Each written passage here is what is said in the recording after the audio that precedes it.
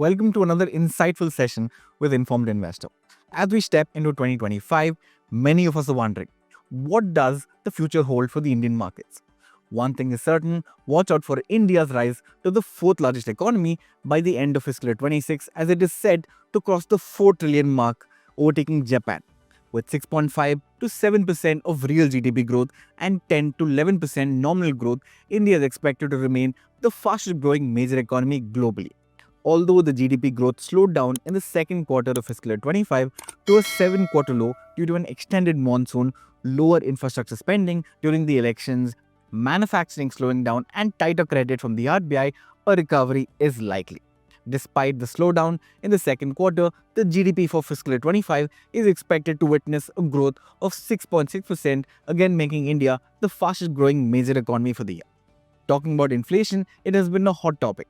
General inflation eased slightly to 5.48% in November from 6.21% in October, while food inflation remains elevated at 9.04%. However, general inflation trends below the RBI's target of 6%. Speaking of the RBI, they've maintained a steady repo rate at 6.5% for the 11th consecutive time since February 2023. This decision reflects their balancing act between controlling inflation and supporting economic growth, definitely a tricky tightrope to walk. So anyway, despite these teeny tiny hurdles, there's a silver lining on the horizon. Goldman Sachs has set an optimistic target for the Nifty index at 27,000 points, suggesting a potential upside of 14% from where we are currently. This positive outlook is fueled by expected earnings growth and resilience in Indian equities even amid global uncertainties. So with this backdrop in mind, let's dive into some of the key sectors and investment themes that are poised to shine in 2025. The infrastructure sector has been a cornerstone of India's growth strategy ever since the pandemic, and in 2025, capital expenditure revival will remain in focus. As you can see, the government last year had increased the capex budget by 11.1% to 11.11 lakh crore, reaching 3.4% of GDP. A point to note is that capital expenditure has a higher multiplier effect. That is, every 1 rupee spent on capex has a multiplier effect of rupees 2.45 in the immediate year and 3.14 rupees worth of effect in the following years. This is huge and outlines how an initial injection of money into the economy ripples through and creates a multiplier impact on economic growth and employment creation. And interestingly, data from the CGS shows that the utilization stood at only 37.3% by the end of the second quarter, owing to lower disbursements due to the Lok Sabha elections and extended monsoons. This indicates there's still a lot of room for growth and an impending infrastructure boom on the horizon. Having said that, Prime Minister Modi recently directed cabinet ministries to achieve the targeted capital expenditure for fiscal year 25. This is likely to drive accelerated project awards in the second half of fiscal year 25, particularly in sectors such as highways, defense, power, and railways. While private spending has been subdued, the strong infrastructure push by the government would stimulate private sector investments eventually. Several companies stand to benefit from this infrastructure push, especially companies like L&T, who is a major player in the engineering and construction, followed by IRB Infrastructure Developers and KNR Construction, which focuses on road and highway projects.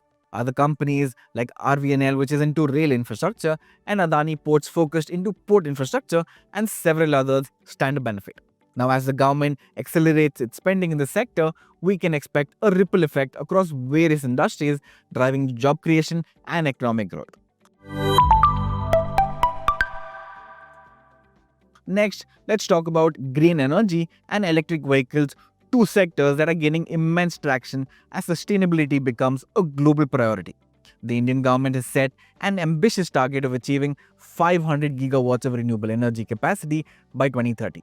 This goal aligns with India's commitment to reducing carbon emissions and transitioning towards cleaner energy sources. With over 200 gigawatts of renewable capacity already installed, investments in this sector are projected to double over $32 billion in 2025.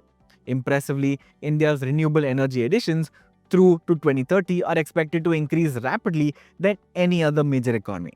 Key players that could benefit include Tata Power, Adani Green Energy, Suzlon, Inox Wind, and smaller players like Waaree Renewables and several others are positioned to capitalize on the growing demand for renewable energy. Now shifting gears to electric vehicles. The EV market has gained momentum with government initiatives like the FAME India scheme aimed at boosting electric vehicle adoption. While the EV adoption is still at a very nascent stage with single digit penetration currently, the target is to reach overall EV penetration of 30 to 35% by 2030. This ambitious target presents a golden opportunity for companies involved in the EV ecosystem, which is not only limited to EV manufacturers like Mahindra, Tata Motors, Ola Electric, but also to those engaged in battery manufacturing like Exide and Amara Raj, who are at the forefront racing to develop high performance, long lasting batteries that can power these vehicles further and faster. Apart from that, there are companies engaged in providing a robust charging infrastructure like Servotech Power Systems and Excom Telesystems. To conclude, the combination of government support and increasing consumer awareness around sustainability positions both renewable energy and electric vehicles as key promising sectors for investment in 2025. Next up, let's discuss some export-oriented sectors like information technology and pharmaceuticals, especially CDMO. With geopolitical shifts such as Trump 2.0 influencing global markets, there's potential for Indian exports to thrive despite challenges at home. Now, let me explain this. The US Federal Reserve's monetary policy indicates that interest rate cuts will be slower than expected in 2025. This thereby could strengthen the US dollar against the Indian rupee. A weaker rupee can raise import costs but also make Indian goods cheaper abroad, benefiting export-oriented sectors significantly.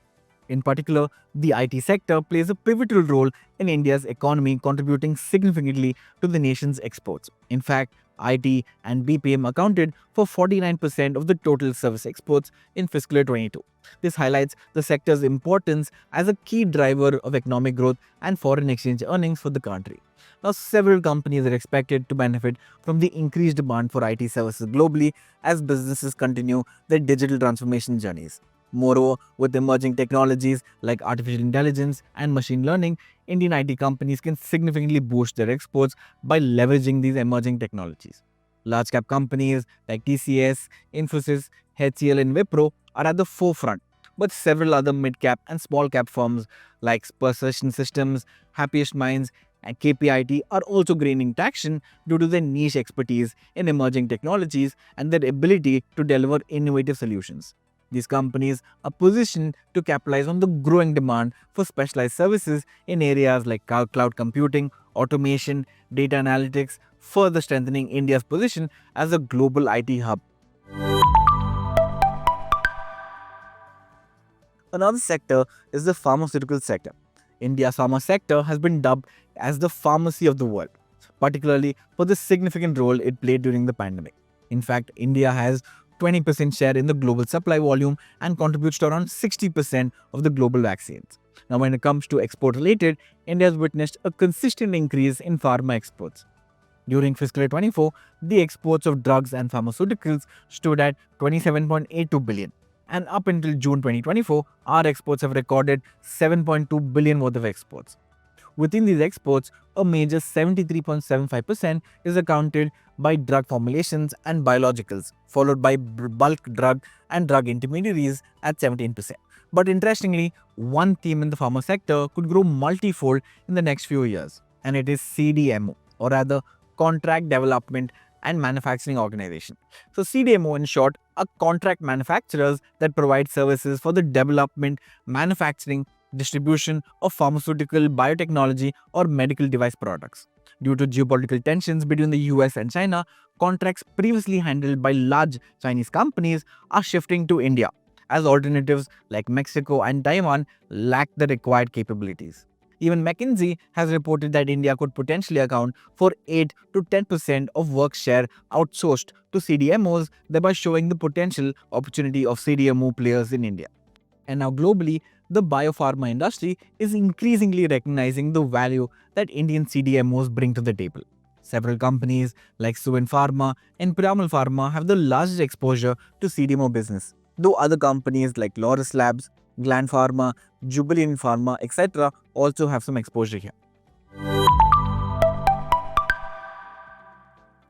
Now let's dive into the financialization of savings, a trend that's reshaping how Indian households manage their wealth. This term describes a fundamental shift where individuals are moving away from traditional investments like real estate and gold towards financial instruments such as equities, mutual funds, and insurance products. India is at the forefront of this transformation, driven by several factors. As incomes rise, households are seeking better returns than fixed deposits can offer. Programs like Jan Dhan Yojana and Aadhaar-linked financial accounts have created a robust infrastructure to channel savings into financial assets. With inflation eroding purchasing power, families are opting for financial instruments that promise inflation-beating returns. Younger investors are prioritizing equities and mutual funds due to their high liquidity and potential for long-term wealth creation. We can see this trend reflected in the explosion of demat accounts. Over the past 3 to 4 years, the number of demat accounts has more than doubled. The growth of SIP books in the mutual fund industry has also seen an incredible rise. Now, the rise of PMS, portfolio management services, and the alternate investment fund industry signaling that even HNIs are diversifying from traditional assets. In fact, for the first time ever, the inflow of household savings in financial assets surpassed that of physical assets in fiscal year 25. Talking about the opportunity, India's financial penetration is still in its early stage compared to global markets like the US and China, suggesting significant growth potential ahead. Some sectors benefiting from this trend include stock market infrastructure, with key players like Angel One, Zerodha, and depositories like CDSL, NHDL, and exchanges like the NSE and BSE.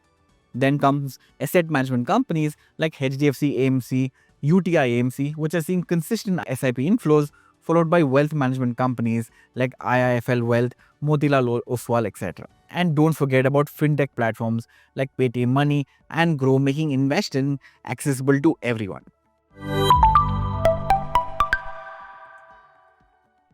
Lastly, let's dive into one of the most exciting trends happening in India right now, the e-commerce revolution.